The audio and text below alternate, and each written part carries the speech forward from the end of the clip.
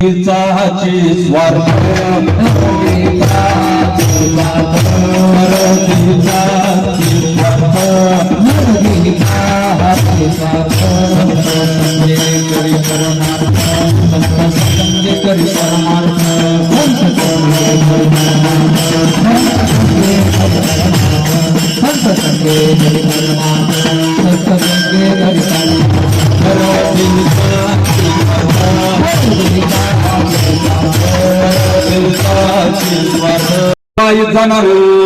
अनेक नाही बा साधन मुखे हरिहरी स्मरण जनार्दनाचा एका म्हणे संतापायी ठाव घेणे अनेक नाही बा साधन मुखे हरिहरी स्मरण परंग करू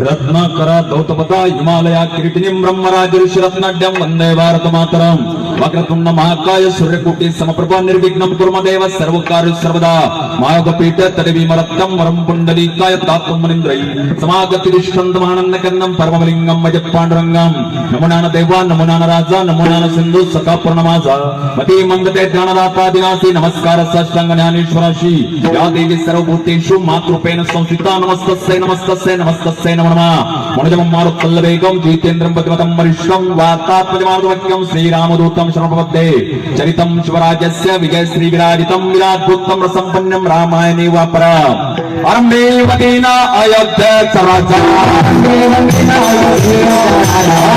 वदेना अयोध्या काजा पावतो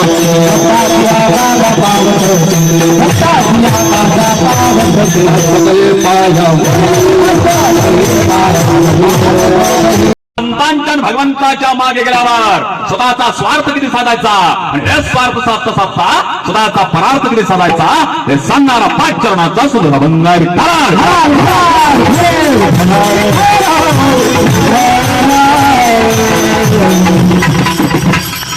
देवाची जयंती होती तिरवी घाच काम माणसाची तिरवी देवाची जयंती होती देव सभा जीवनात हतवा त्यामुळे ज्ञान प्रकाश ज्ञान देव तू काय बोलला ज्ञान पैगावर वेद म्हणजे हात आणावे पै संताय बजावे सर्व स्वीगा त्या देवाची जयंती त्या देवाला देव म्हणून आजकाल काही लोक देव समर्पण लेने निमंत्रण देने भी आएंगे अभी तो बांधा अयोध्या का राम मंदिर मथुरा और काशी भी बांधेंगे दादा राम माधवा राम चालत नाही कीर्तन चालत नाही शास्त्र चालत नाही शास्त्रकार सुंदर वर्णन करतात पुष्पगंधो तिलकलम काष्टनी पयाभूतम युक्षो फुलम राहते पश्चात्मान व्यक्ता जाणून पाहिलं पाहिजे आजमावून पाहिलं पाहिजे फुलात्मक रंदाय पण दिसत नाही फुलात्मक रंदाय पण दिसत नाही लाकडात अग्नियाय पण दिसत नाही उसात गोळवाय पण दिसत नाही दुधात लोणीयाय पण दिसत नाही दिसेल केव्हा फुलात्मक रंदाय वाज घेऊन पा फुलात्मक रंदाय वाज घेऊन पा लाकडात अग्नियाय घर्षण करून पा दुधात लोणीयाय मंथन करून पा उसात गोळवाय चापून पा संतांची चांगल्या लोकांची संगत करा दैवाचं दैवत्व प्राप्त झाल्याशिवाय राहणार नाही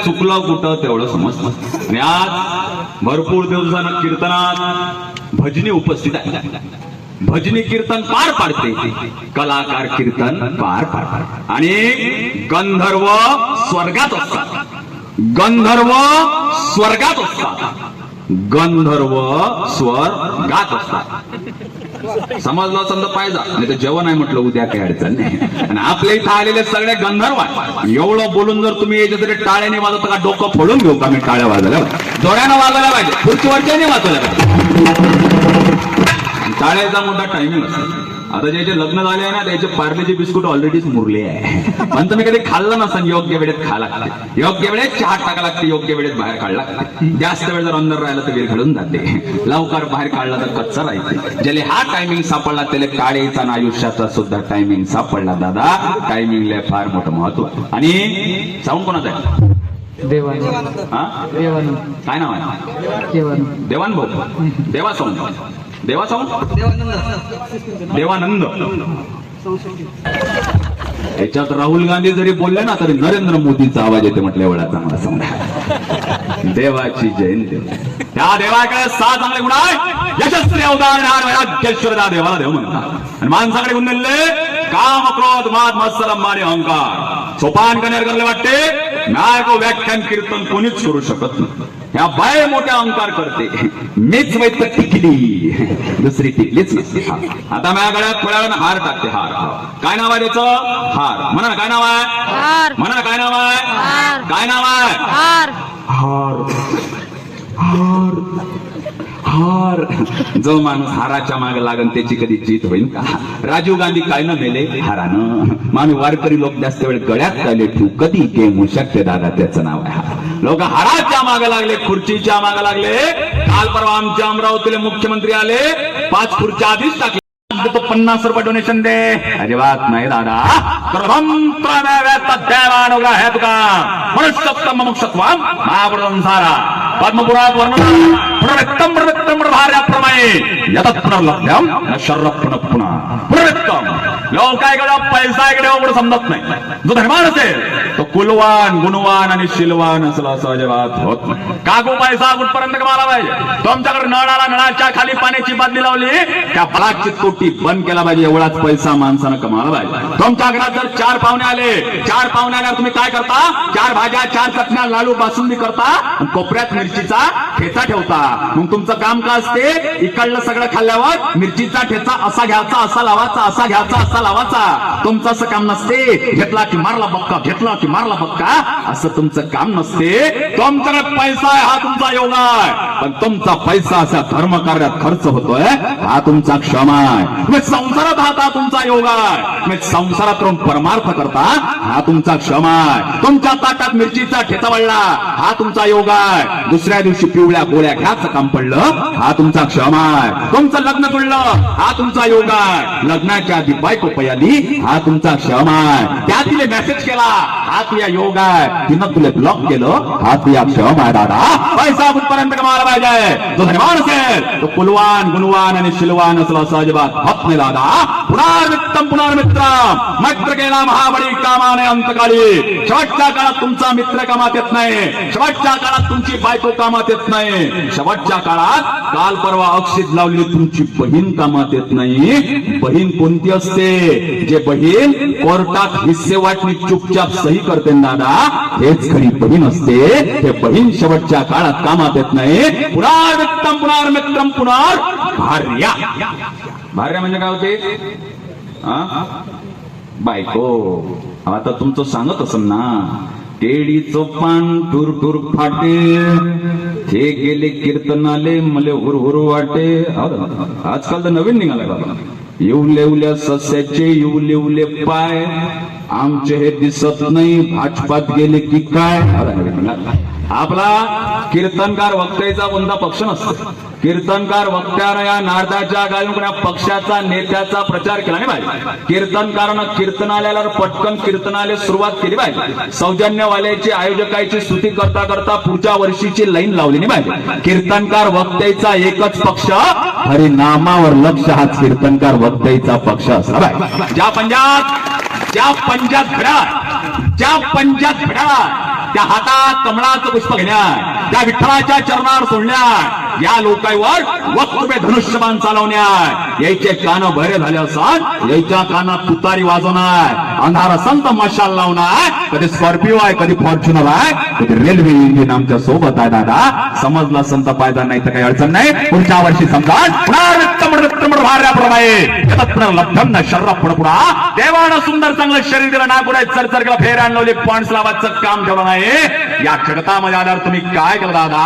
तुम्ही तर जगता हे फार महत्वाचं नाही आहे. तुम्ही ते किती दिवस कसे जगता हे फार महत्वाचं आहे. तुमच्याकडे पैसा हे फार महत्वाचं नाही आहे. तुमचा पैसा कोणत्या मार्गाने आला हे फार महत्वाचं आहे. मग लेकर किती आहे हे फार महत्वाचे नाही आहे. तुमचे लेकर किती न्याय नीती आचरणाने चालतात हे फार महत्वाचं आहे. तुम्ही ते लोकांना जीव घालता हे फार महत्वाचं नाही आहे. मी त्या लोकांना कसं जीव घालता हे फार महत्वाचं आहे. आजपर्यंत किती कीर्तन ऐकता हे फार महत्वाचं नाही आहे. त्या कीर्तनातून किती घरी घेऊन जाता हे फार महत्वाचं आहे. आजपर्यंत किती कीर्तन करता हे फार महत्वाचं नाही आहे. त्या कीर्तनातून किती परिवर्तन होते हे फार महत्वाचं आहे. ब्रह्मासाठी कमावता घरच्यांसाठी कमावता हेच घरवाले हेच कुटुंबवाले.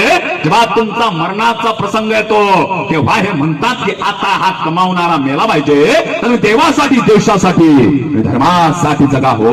या समाजाला वाटेल की दादा तुम्ही जगलं पाहिजे. पण आमचं जगणं देवदेव धर्मासाठी नाही आहे. आमचं जगणं शास्त्र सांगणाऱ्या मार्गावर नाही आहे. आमचं जगणं संत आणि भगवंताच्या मार्गावर नाही आहे. तुमच्या आणि आमच्या चांगल्याचा विचार संत आणि भगवंताशिवाय कोणी करू शकत नाही. या भौतिक जीवनाला प्रासादिक रूप संताशिवाय कोणी देऊ शकत नाही. भानुदास किती गात प्रसाद देतो पंढरीनाथ एक तुकारी झाले चंद्रभागे म्हणते माझा नाराज पाच लाया वाटी. जगतामध्ये 4 प्रकारचे वर्ग आहे. पहिला वर्ग स्वार्थी वर्ग, दुसरा वर्ग स्वार्थी आणि परार्थी नाही, तिसरा वर्ग स्वार्थी आणि परार्थी आहे, आणि चौथा वर्ग आहे परार्थी. पहिला वर्ग स्वार्थी, स्वतःच्या फायद्यासाठी स्वतःच्या स्वार्थासाठी दुसऱ्याचं किती नुकसान झालं तरी चालेल, माझी कापसाची बैलगाडी दुसऱ्याच्या शेतीतून न्यायची, त्याच्या शेतीचा चेंदा मेंदा झाला तरी चालेल. पहिला वर्ग स्वार्थी वर्ग. जगद्गुरु शंकराचार्य 1932च्या काळामधून ट्रेन मधून जात होते. महाराजची दाढी वाढली होती. तेवढ्यात एक दादा कोलता आला, महाराजच्या दाढीवर पडला. महाराजची दाढी पेटायला लागली. तेवढ्यात एक बिडी फुट्या गेला. महाराजले म्हणते महाराज थांबा थांबा, पहिले मी बिडी पेटू द्या, नंतर तुमची दाढी विजवा दादा. हा पहिला वर्ग स्वार्थी वर्ग. दुसरा वर्ग स्वार्थी नाही परार्थी नाही. साप तुम्हाला चावला, सापाले काही फायदा अजिबात नाही, तुम्हाला काही फायदा अजिबात नाही. तिसरा वर्ग स्वार्थी आणि परार्थी आहे. गंगा उगमापासून निघणे तिच्या जन्मातला स्वार्थ आहे. जाता जाता तुमचं आमचं सर्वांचं पाप होणे हा तिच्या आयुष्यातला परार्थ आहे. आणि चौथा वर्ग म्हणजे कोण? परार्थी. जगाच्या कल्याणात संतांच्या विभूती देह कष्टरीती परोपकारी ग्रंथ आणि भगवंताशिवाय जीवनाला तरोप आहे. दादा 4 मित्र असतात. शत्रुघ्न महाराज 4 मित्र दुबईला जातात. दुबईला कीर्तन करायसाठी जात नाही, फिरण्यासाठी 4 मित्र जातात आणि आयफेल टावरच्या 100 मजल्यावर स्वतःची रूम बुक करतात. आता जसं लिफ्ट मध्ये प्रवेश करावंच का तेवढ्याच वेळात लाईन जाते. आता 4 मित्र म्हणतात भारतातून आलो, एवढ्या दूरचा प्रवास करून मला आतमध्ये शिरायचा, लाईन गेली, काय करावं. आता 4 मित्र म्हणतात आपण 4 जण आहोत ना, आपण 4 जण प्रत्येक जण 25-25 मजले आपल्या आयुष्यातला दुःख संघर्ष यातना प्रत्येकाला सांगू. पहिला मित्र पहिल्या मजल्यावर आपला दुःख संघर्ष यातना सांगण्यासाठी सुरुवात करतो. पहिला मित्र म्हणतो मी राजकीय क्षेत्रातील होतो, माझ्यात राजकीय खाज होती, त्याच्यामुळे माझा प्रवास महाराष्ट्र नवनिर्माण सेनेपासून चालू केला. मग ते 3च आमदार 3च नगरसेवक होते. म्हटलं जिथं जास्त लोक आहेत तिथं थांबायचं नाही. मग मी त्या रात्री शिवसेनेत प्रवेश केला. मग मी ज्या रात्री शिवसेनेत प्रवेश केला मला समजलं दुसऱ्या दिवशी शिवसेनेचं मनसेचं गठबंधन झालं. मी म्हटलं जिथं भांडणं झाले तिथं थांबायचं नाही. मग त्याच्या दुसऱ्या रात्री मी राष्ट्रवादी काँग्रेसमध्ये प्रवेश केला.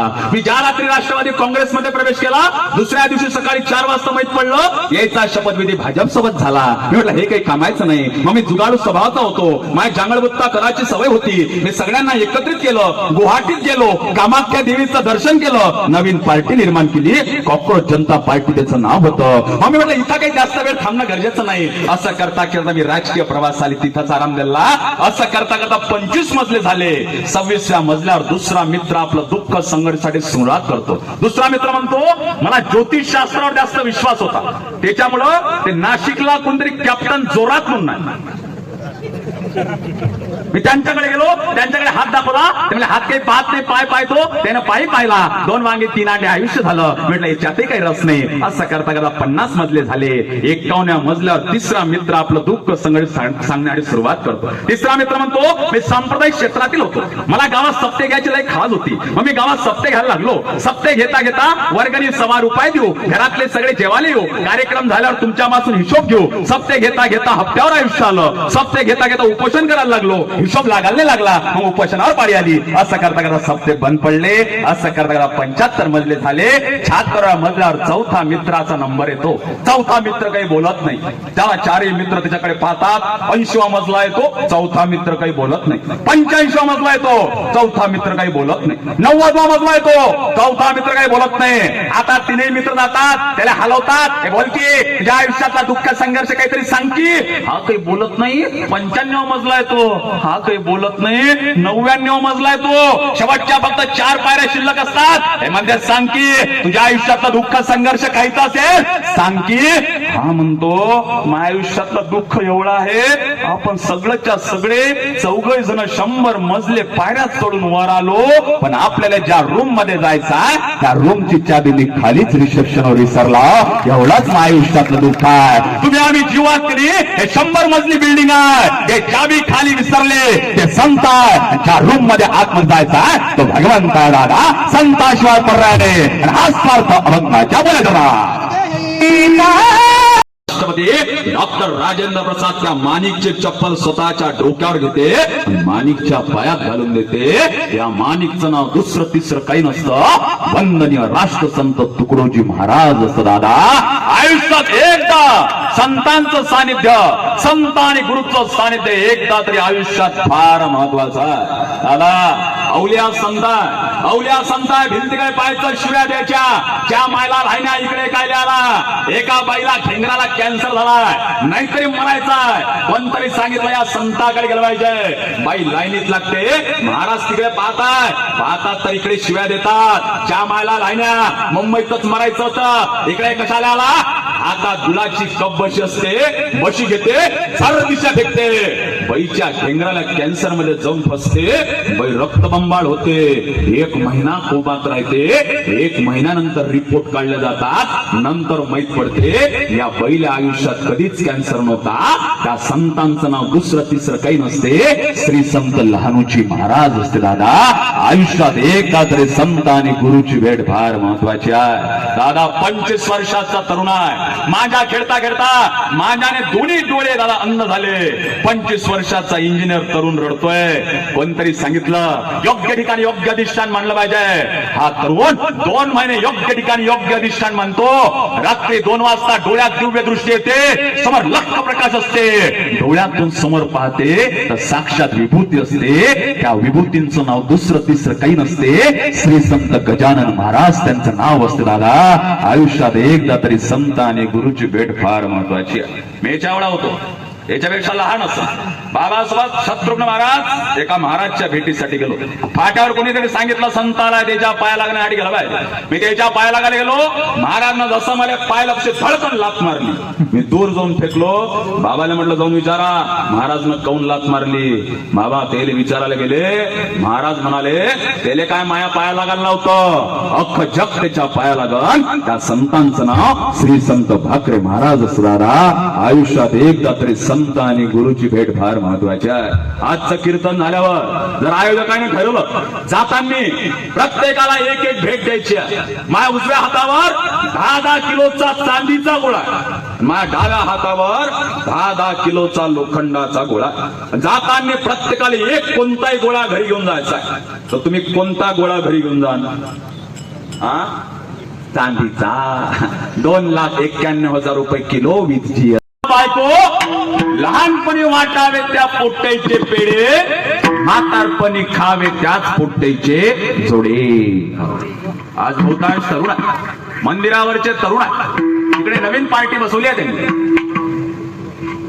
तरुण पांढऱ्या शर्ट वाले वरचे कपाळाला कुंकू लावायची लाज वाटते, ज्या पुरीला कपाळाला टिकली लावायची लाज वाटते, ज्या पोराला माणसाला कपाळाला टिळा लावायची लाज वाटते, ज्याला घराच्या बाहेर निघाला जय श्रीराम म्हणाची लाज वाटत असेल ना, अशाही स्वतःचा DNA चेक करायला पाहिजे. तुम्ही कोणाच्या वेगळा पाहिलाच पाहिजे. स्वतःची संस्कृती उपासली स्वतःचा धर्म उपासला धर्म म्हणजे हिंदू मुस्लिम शीख धर्म होत नाही धर्म म्हणजे न्याय नीती आचरण आणि सत्यమైన धर्म होते पण फार मोठी शोकांती काय स्वतःचा धर्म म्हणावं कसा ख्रिश्चन लोक कोण शिकलं पाहिजे स्वतःच्या धर्म धर्मान किती असावा मुस्लिम लोक कोण शिकलं पाहिजे आणि हिंद म्हणून जन्माला हिंदच धर्मावर टीका करणे आमच्या हिंदूंकडून शिकायला सर्वात मोठी शोकांतिका मागा तो डिसेंबर महिना झाला त्या डिसेंबर महिन्यात ते 25 तारीख आली 25 तारीख त्या 25 तारखेला आमच्या मायबापानं स्वतःच्या थोडा लाल लाल कपडे घातले डोक्यावर उंदराची टोपी आणि गेलो पोट्ट शाळेत मेरी क्रिसमस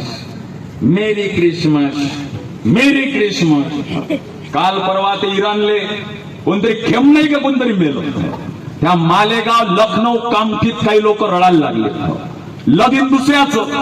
लगीन दुसऱ्याच रमजान मध्ये राम येत नाही हॅपी दिवाळी दिवाळीच येते दिवा प्लस अली नसते अली कधी अली म्हणून नसत दादा सांगता येत नसते स्वतःचा धर्म उपासला पाहिजे पण आमचा धर्म वापर नाही आमची निष्ठा साधू संतांवर नाही निष्ठा कुठपर्यंत असली पाहिजे निष्ठा हा शब्द जेव्हा केव्हा येतो निष्ठा हा शब्द ज्या माणसाविना पुराय ते म्हणजे धर्मवीर छत्रपती संभाजीराजे 15 फेब्रुवारी 1656 धर्मवीर छत्रपती संभाजीराजांना बांधून देतात काय त्रास आहे माता भगिनी ज्याप्रमाणे कात्री सोलावी त्याप्रमाणे संभाजीराजांचं रोज एक शरीर सोलण्यात येतं रोज एक हात सोलायचा काल जो हात सोलला होता त्या हातावर तिखटा मिठाचं पाणी टाकायचं रोज एक नख बाहेर काढायचा पूर्व येतोय संभाजीराजांच्या मुखात एक शब्द आहे जगदंबा जगदंबा